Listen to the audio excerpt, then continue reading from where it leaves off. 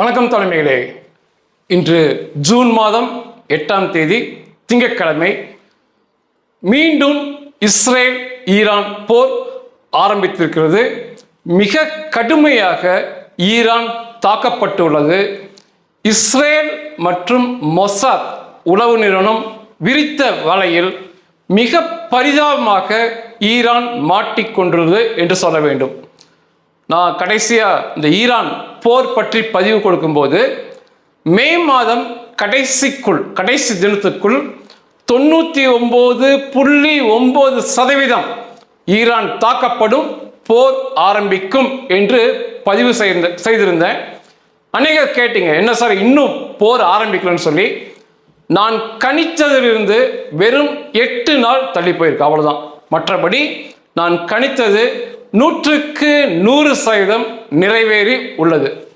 நிச்சயமாக ஒன்றுக்கு நான் உத்தரவாதம் தரேன், பொய்யாக வழிநடத்தி செல்ல மாட்டேன் மற்றும் மிக துல்லியமான உண்மை செய்தி, புகைப்படம், வீடியோ மட்டுமே பதிவு செய்வேன். நேற்று பதிவு செய்த வீடியோவுக்கு ஒரு நண்பர் கமெண்ட்ல சொல்லியிருந்தாரு, சார் நீங்க போட்டிருக்க வீடியோ 1 வருஷத்துக்கு முன்னால் வீடியோன்னு. அதை நானே சொல்லியிருந்தேன். இந்த பள்ளிவாசலை ஏவுகணை மூலம் தகர்க்கும் வீடியோ எப்பொழுது என்று எனக்கு தெரியவில்லை. ஆனால் 2 தினம் முன்னால பாலஸ்தீனத்தில் அங்கீகரிக்கப்பட்ட செய்தி நிறுவனம் வெளியிட்டாங்க அப்படின்னு சொல்லி தான் நான் போட்டிருந்தேன். அதை ஏன் பதிவை கொடுத்தேன் அப்படின்னா, இத்தனை இஸ்லாமிய அரபு நாடுகள் இருந்துமே ஒரு பள்ளிவாசலை இஸ்ரேல் தேசம், அதாவது யாராவது ஒரு இராணுவ வீரர் போய் இடிப்பது வேறு, அவர் தனிப்பட்ட விருப்பம் அமையும். ஆனால் இஸ்ரேல் தேசம் அதன் விமானப்படையை அனுப்பி அதன் ஏவுகணை மூலமாக அந்த பள்ளிவாசலின் கீழ்ப்பகுதியை தகர்த்து மொத்தமாக விழ வைத்து காட்டுறாங்க. ஆனால் எந்த இஸ்லாமிய அரபு தேசமும் எந்தவித பிரச்சனைக்கும் போல அப்படிங்கிறது புரிய வைக்க தான் அந்த வீடியோ பதிவு பண்ணேன். இன்றைக்கு ஒரு பதிவை தரேன் அப்படின்னா, இன்றைக்கு எடுக்கப்பட்ட புகைப்படம், வீடியோ மட்டுமே சேர்ப்பேனே தவிர பொய்யானது, பழைய தாக்குதல் அதெல்லாம் சேர்க்கவே மாட்டேன். முழுவதும் 100% நம்பி பார்க்கலாம் மற்றும் செய்திகள் 100% உண்மையாக இருக்கும். மீண்டும் போர் ஆரம்பிக்கும், மே கடைசிக்குள்ளன்னு சொன்னேன். 8 தினங்கள் தாண்டி இந்த போர் ஆரம்பிச்சிருக்கு. இந்த சண்டை நிலவரத்துக்கு போறதுக்கு முன்னால இஸ்ரேல் பற்றி 3 முக்கியமானதை தெரிந்து கொள்ளுங்கள். அப்பதான் ஏன் கணிப்பது சரியா நடக்குதுன்னு சொல்லி உங்களுக்கு புரியும். இஸ்ரேலை புரிந்து கொண்டால்தான், அவர்கள் வலிமையை புரிந்து கொண்டால்தான் அவர்கள் எந்த அளவுக்கெல்லாம் சண்டைக்கு போவாங்கன்னு சொல்லி புரியும். பைடன் அமெரிக்க அதிபராக இருக்கும்போது இதே போல ட்ரம்பை போல இஸ்ரேலுக்கு உதவி செய்ய மாட்டேன், ஆயுதங்கள் தரமாட்டேன் மற்றும் இந்த போருக்கு உறுதுணையாக இருக்க மாட்டேன்னு சொல்லி ஒரு சில சமயம் முரண்டு பிடிச்சார். அப்போ இஸ்ரேல் பிரதமர் ஒரு பதில் கொடுத்தார். எங்களுடைய கடைசி விரல் இருக்கும் வரையிலும், எங்களுடைய கடைசி விரலின் நகம் இருக்கும் வரையிலும் இந்த இஸ்லாமிய அரபிய பயங்கரவாதத்துக்கு எதிராக போராடுவோமே தவிர ஒருபோதும் பணிந்து போக மாட்டோம்னு சொன்னார். புரிஞ்சுக்குங்க இஸ்ரேலை. அவர்கள் இந்த இஸ்லாமிய அரபியர்களை கண்டால், அந்த பயங்கரவாதத்தை கண்டால் அவங்களுக்கு அவ்வளோ கோபம் வரும். இந்த தாக்குதல் ஈரானுக்கு பதிலாக ஒரு கிறிஸ்துவ நாடோ ஒரு இந்து நாடோ செய்தால் இந்த அளவுக்கு இஸ்ரேல் கோபப்பட மாட்டாங்க. ஏனோ இந்த அரபியர்கள் இஸ்லாமிய பயங்கரவாதத்தை கண்டா அவ்வளோ கோபம் வரும். பைடனுக்கு இதான் பதில் சொன்னார். கடைசி விரல், கடைசி நகம் இருக்க வரைக்கும் நாங்கள் போய் சண்டை போடுவோமே தவிர நீங்கள் சொல்வதெல்லாம் கேட்க மாட்டோம் என்றார். மேலும் இஸ்ரேலுடைய ஆயுத வலிமையை தெரிஞ்சுக்குங்க. அநேகர் கேள்வி கேட்குறீங்க, ஆயுதம் முடிஞ்சுன்னு சொல்லி இந்த பயங்கரவாத பதர்கள் சொல்றாங்கன்னு சொல்லி. 2025 சென்ற வருடத்தில் இஸ்ரேலுடைய ஆயுத ஏற்றுமதி 19 பில்லியன் அமெரிக்க டாலர் அளவுக்கு அவங்க ஆயுதத்தை ஏற்றுமதி செய்தாங்க. இது இஸ்ரேல் வரலாற்றில் சாதனை. முழுக்க சண்டையிட்டு இருக்காங்க. அந்த வருஷம் பூரா சண்டை போட்டிருக்காங்க. அதுக்கு முன்னால வருஷம் பூரா சண்டை போட்டிருக்காங்க. காசா என்ற நகரத்தை மண்மேடாக்கிட்டாங்க. லெபனான் அடிக்கிறாங்க, ஈரான் அடிக்கிறாங்க. அப்படி இருந்துமே ஆயுத உற்பத்தி மற்றும் ஏற்றுமதியில் சரித்திர சாதனை பண்ணியிருக்காங்க. அப்போ வெளிநாடுகளுக்கு சண்டை சமயத்தில் 19 பில்லியனுக்கு ஆயுதம் விற்றால் அவர்களிடம் எவ்வளவு ஆயுத குவியல் இருக்குன்னு சொல்லி நீங்க நிச்சயமாக நினைத்து பார்க்க வேண்டும். இதெல்லாம் புரிஞ்சுக்கிட்டாலே போதும். இஸ்ரேலை பத்தி புரிஞ்சுக்கிட்டாலே நிச்சயமா இந்த பாலைவன பயங்கரவாதிகள் அடி வாங்குவானுங்கன்னு சொல்லி நம்ம பதிவு செய்யலாம். அதை தாண்டி நேற்று இஸ்ரேல் மொசாத்தின் முன்னாள் தலைவர் டேவிட் பர்னியா கடைசி 5 வருடமாக இருந்தார். ஒரு சில தினங்கள் முன்னால அவருடைய பதவி ஓய்வு நடைபெற்றது. அவர் நேற்று பதிவு பண்ணியிருந்தார், நிச்சயமாக ஈரானுடைய அந்த மதவெறி கும்பல் ரெஜிம் கவிழும், அதில் எந்த மாற்று கருத்து மேல 100% கவிழும். 3 மாதமாக இருக்கலாம், வருடமாக இருக்கலாம், அந்த காலக்கெடு நான் தரல, ஆனா கவிழ்ந்து விடும் அப்படின்னு சொல்லிட்டு ஒரு சின்ன தப்பு நடந்தது. அமெரிக்கா முன்கூட்டியே இந்த தாக்குதலை நிறுத்திவிட்டது. இன்னும் கொஞ்ச நாள் தாக்குதல் நடத்தியிருந்தா சூடாக அந்த அந்த ஆட்சி, ஈரான் ஆட்சி, மதவெறி கும்பல் ஆட்சி கவிழ்ந்திருக்கும் என்று பதிவு பண்ணியிருந்தார் நேற்று. இதெல்லாம் பார்க்கும்போது நிச்சயமாக ஈரான் தாக்கப்படும், மிக கடுமையாக தாக்கப்படும், நமது எண்ணப்படி அந்த ரெஜிம் மாற்றப்படும் சொல்லி புரியும். இந்த இஸ்ரேல் ஆயுத வலிமை, அவங்க சண்டை முறையை தெரிஞ்சுக்கிட்டீங்கன்னாவே போதும், அவர்கள் இந்த பாலைவன பயங்கரவாதிகள் அத்தனை பேர் ஒன்று சேர்ந்து வந்தாலும் அவர்களை ஒரு கை பார்க்காமல் விட மாட்டார்கள். அங்க வாழ்ந்ததால் தான், அவர்களை பற்றி தெரிவதால் தான் இந்த சண்டை நடக்கும், இந்த தினத்துக்குள் நடக்கும் சொல்லலாம் பதிவிட முடிகிறது. சரி, எப்படி இஸ்ரேல் விரித்த வலையில், மொசாத்தின் வலையில் ஈரான் பரிதாபமாக சிக்கிக்கொண்டு பார்க்கலாம். அமெரிக்கா, ஈரான், இஸ்ரேல் இந்த சண்டை நிறுத்தம் ட்ரம்ப் அவர்களால் முன்னெடுக்கப்பட்டது, அமலுக்கு வந்தது. இதுல ஈரானுடைய முதல் கோரிக்கை அவனு வச்சிருந்ததே லெபனானை தாக்கக்கூடாது. ஈரானுக்காக சண்டைக்கு வந்த லெபனானை எக்காரணம் கொண்டும் தாக்கக்கூடாது சொல்லி இந்த சண்டை நிறுத்தம் அமலுக்கு வச்சு, இந்த சண்டை நிறுத்தத்தில் 100% இஸ்ரேலுக்கு விருப்பம் இல்லை. ஆனால் ட்ரம்புடைய இந்த ஒரு முரட்டுத்தனமான மூடத்தனமான பிடிவாதத்தால் இந்த ஈரானை அடிக்க முடியாம ஒரு சங்கடத்துல தான் இஸ்ரேல் இருந்து கொண்டிருந்தாங்க. அப்போ மொசாத் விரித்த வலை என்னன்னா, இந்த லெபனானை தாக்கக்கூடாதுங்கிறாங்க.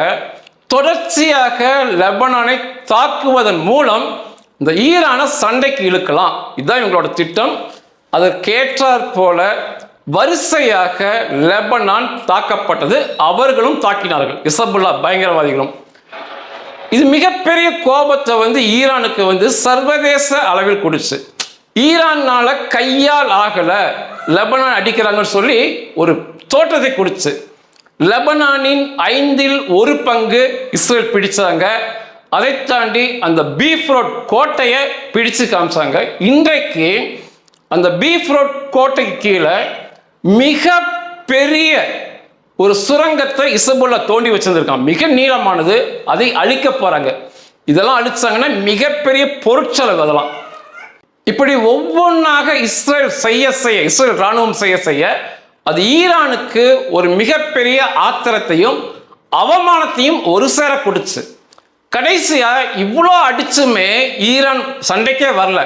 ஏன்னா இவ்வளோ அடிக்கிறான், லெபனானை பிடிச்சி அடிச்சு துவைக்கிறான், இவன் வரவே மாட்டேங்கிறான்னு சொல்லிட்டு ஞாயிற்றுக்கிழமை நேற்று லெபனான் தலைநகர் பெய்ரூட்ல தாகியா என்ற பகுதியில் இசபுல்லா பயங்கரவாதிகளுக்கு 2 தலைமை அகங்கள் இருந்துச்சு. அந்த 2 அப்பார்ட்மெண்ட்டுமே மிக கடுமையாக இஸ்ரேல் விமானப்படை தாக்கியது, மிகப்பெரிய சேதத்தை கொடுத்து. அந்த 2 அப்பார்ட்மெண்ட்டுமே லெபனான் தலைநகருக்குள்ளேயே போய் இசபுல்லாவுடைய தலைமையகத்தையே தகர்க்கும் போது அதுக்கு மேல அவமானத்தோடு இருப்பதற்கு அவனுக்கு இல்லாமே இருக்கலாம் ஈரான்.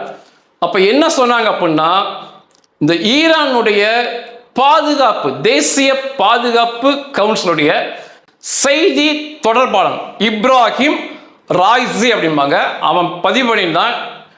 இஸ்ரேல் எல்லையை தாண்டி விட்டது, சிவப்பு கோட்டை தாண்டி விட்டது. இன்று இரவு, அதாவது ஞாயிற்றுக்கிழமை பகல்ல லெபனான் அடி வாங்குது.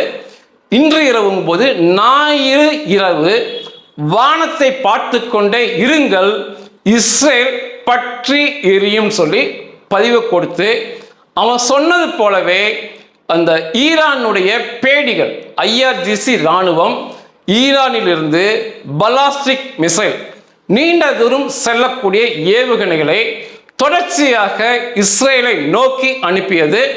ஒரு 10 ஏவுகணை வருத அவனுக்கு வீடியோ பதிவாக கொடுத்திருந்தாங்க. அந்த வீடியோ இருக்கு. நேற்று ஈரான் ராணுவம் கொடுத்த வீடியோ, அதை பாருங்க. அநேக ஏவுகணை வரது தெரியும்.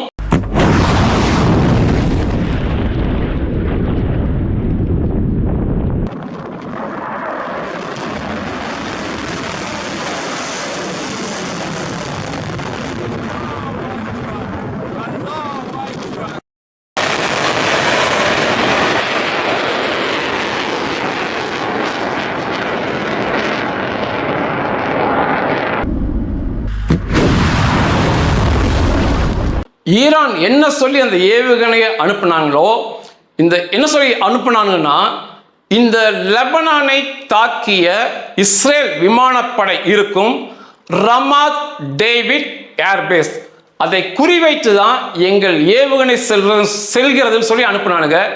அவனுக்கு சொல்றதுக்கும் அவனுக்கு ஏவுகணை போறதுக்கும் சம்பந்தமே இருக்காது. பைத்தியக்காரத்தனமா பேசுவானுங்க. அவனுக்கு ஏவுகணை பைத்தியக்காரனுங்க மாதிரி போகும். அதை கேட்டார் போல காசா பாலஸ்தீனா மேற்கு கரைக்கு வச்ச குறி இஸ்ரேல் விமான தளத்துக்கு. அது போது பாலஸ்தீனா மேற்கு கரையில போய் அடிக்குது. அதை தாண்டி ஜோர்டான்ல போய் அடிக்குது. இப்படி கண்ணா பின்னான்னு பல பக்கம் போச்சு. அதை தாண்டி இஸ்ரேலை நோக்கி வந்த ஏவுகணையை இஸ்ரேல் விமானப்படை, அந்த விமானப்படையின் ஏவுகணைகள் வான் எதிர்ப்பு சாதனங்கள் மூலமாக முற்றாக அழித்து விட்டார்கள். வானத்தில் வச்சு ஒரே ஒரு சின்ன சிராய்ப்பு கூட இஸ்ரேலுக்குள் ஏற்படவில்லை. அதே சமயத்தில் மேற்கு கரையிலும் ஜோர்டானிலும் தாக்குதல் நடத்தியது இந்த பைத்தியக்கார ஈரான் ஏவுகணைகள். இந்த ஈரானுடைய மூடன் ஈரானுடைய ஏவுகணை எப்படி வந்துச்சோ அதே போல ஹவுதி மூடனுமே ஏவுகணையை இஸ்ரேல் நோக்கி அனுப்புனா அதையுமே நடுவானில் வழிமறிச்சாங்க. எந்த சேதங்களும் இஸ்ரேல் வசம் இல்லை. இதுதான் இஸ்ரேல் விரித்த வலையில் ஈரான் மாட்டிக்கொண்டது என்று சொல்வது. அதற்கு பதிலடியாக ஞாயிறு இரவுகள் திங்கள் அதிகாலையில், அதாவது இன்று அதிகாலையில் ஈரானுக்குள் சென்ற இஸ்ரேல் விமானப்படை அல்லது இஸ்ரேல் ஏவுகணைகள் எவ்வளோ கொடுமை பார்த்தீங்கன்னா, அவ்வளோ பெரிய தாக்குதல் இன்னைக்கு ஈரானுக்குள்ள நடந்திருக்கு. ஈரானால எதன் மூலம் அடித்தார்கள் என்று சொல்ல முடியல. அவங்க என்ன சொல்றாங்கன்னா, முதலாக இஸ்ரேல் இருந்து பலாஸ்டிக் மிசைல் வந்ததுங்கிறாங்க. ஒரு சிலர் என்ன சொல்றாங்கன்னா, இஸ்ரேலுடைய விமானப்படை உள்ள தாக்குதல் நடத்தி திரும்பி போயிருக்கு அப்படிங்கிறாங்க. இப்படி தங்கள் மீது எதன் மூலம் தாக்குதல் நடத்திவிட்டு திரும்பி போனார்கள் என்று சொல்ல முடியாத, கையால் ஆகாத நிலையில ஈரான் படுபரிதாபமாக இருக்கிறது. இது என்ன சொல்றாங்கன்னா, இஸ்ரேல் விமானப்படை தான் தாக்குதல் நடத்தியது, இஸ்ரேல் ஏவுகணை செல்லவில்லை அப்படிங்கிறாங்க. ஆனா ஈரான் இஸ்ரேல் ஏவுகணையும் வந்துச்சு அப்படிங்கிறாங்க. எந்தெந்த பகுதி தாக்கப்பட்டது என்றால், Qarun Pedro chemical factory complex அப்படிம்பாங்க, மகாசகர் பகுதியில் இருக்கக்கூடிய இந்த எண்ணெய் சுத்திகரிப்பு நிலையம் சொல்லலாம், மிகப்பெரிய சேதத்துக்குள் உள்ளாகி செயல்பட முடியாத நிலைக்கு போயிருக்கு. அதை தாண்டி ஈரானுடைய தலைநகரம் டெஹ்ரான், ஈரானுடைய நகரங்களான தப்ரீஸ் மற்றும் இஸ்பாஹான்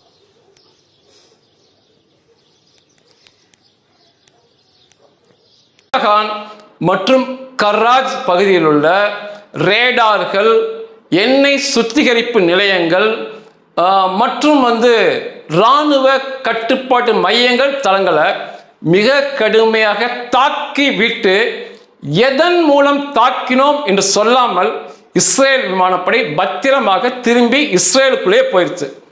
இது திங்கட்கிழமை அதிகாலை ஈரானுக்குள் நடத்தப்பட்ட தாக்குதல். நான் திங்கட்கிழமை பேசிக்கிட்டு இருக்கேன். இன்று மாலை அல்லது நாளை சேத விவரம் வரும். கூடுதலாக ஒன்று சொல்கிறேன், இன்னைக்கு திரும்ப மிக பயங்கரமாக இஸ்ரேல் தாக்க போகிறாங்க. அதனால் ஒட்டுமொத்தமாக என்ன சேதம் சொல்லி நாளைக்கு விலாவாரியாக பேசலாம். ஈரானுடைய தாக்குதலால் இஸ்ரேலில் ஒரு சிராய்ப்பு காயம் கூட இல்லை. நேற்று ஞாயிற்றுக்கிழமை இசபுல்லாவின் தாக்குதலால் இஸ்ரேல் ராணுவ வீரர்கள் யாரும் உயிரிழக்கவில்லை. மாறாக பாலஸ்தீன பயங்கரவாதிகள் 2 இயந்திர துப்பாக்கியிட்டு கண்மூடித்தனமாக இஸ்ரேலுக்குள் துப்பாக்கி சூடு நடத்தியதில் ஒரு ரிசர்வ் ராணுவ வீரர் கொல்லப்பட்டிருக்கிறார். இன்னொரு ரிசர்வ் ராணுவ வீரர் மிக சீரியஸாக உயிருக்கு போராடுறாரு. 3 பேர் காயம்பட்டிருக்காங்க. அந்த 2 பயங்கரவாதிகளையுமே இஸ்ரேல் ராணுவம் சுட்டு வீழ்த்தியுள்ளது. இது திங்கட்கிழமை காலை வரை உள்ள நிலவரம். இஸ்ரேல் ஈரான் போர் நிலவரம். இந்த சண்டையில் அமெரிக்கா வராவிட்டாலுமே அமெரிக்கா வர வேண்டாம் என்பதுதான் இஸ்ரேல் விரும்புகிறாங்க. மிக கடுமையான சேதத்தை ஈரானுக்கு கொடுத்து விடுவார்கள். அந்த ரெஜிமை, அந்த கும்பலை நிச்சயமா இஸ்ரேல் மட்டும் சண்டையிட்டால் அந்த ரெஜிமை நிச்சயமா மாத்திடுவாங்க. ஈரான் பற்றி எரிகிறது. திங்கட்கிழமை அதிகாலை வரை நடந்த தாக்குதல்ல கடைசியாக அத்தனை அடி வாங்கின பின்னாலேயுமே திங்கட்கிழமை காலையில் ஈரானிலிருந்து அடுத்த கட்ட ஏவுகணைகள் இஸ்ரேலை நோக்கி வந்திருக்கு. இஸ்ரேலுக்குள்ள தாக்குதல் நடத்தியிருக்கு. Israel பெரும்பான்மையானவற்றை Israel அளித்திருக்கு. அதாவது ஞாயிறு இரவு ஒரு தொகுப்பு ஏவுகணை தாக்குதலை ஈரான் நடத்துச்சு. பதிலுக்கு மிக பிரம்மாண்ட தாக்குதலை இஸ்ரேல் ஈரான் மீது நடத்துச்சு. திரும்ப திங்கட்கிழமை காலைகளில் ஈரானுடைய ஏவுகணைகள் இஸ்ரேலுக்குள்ள வந்திருக்கு. இது கடைசி நொடி தகவல் எனக்கு. இதுக்கு இஸ்ரேலுடைய அமைச்சர், வலதுசாரி அமைச்சர் இத்தமார் பென்கவர் என்ன சொல்லியிருக்காருன்னா திங்கட்கிழமை இரவு, இன்று இரவு ஈரான் பற்றி எரியும், முற்றாக எரியும் இருக்காரு. நான் இடவே சொன்னேன், நிச்சயமாக இன்றைக்கு படுபயங்கர தாக்குதல் திரும்ப ஈரான் மீது நடத்தப்படும். மொத்த சேத நிலவரங்கள், எவன் கொல்லப்பட்டான் மற்றும் எந்தெந்த பகுதி முற்றாக அழிக்கப்படும் சொல்லி அடுத்த செய்திகளில் வருகிறேன். நன்றிகள்.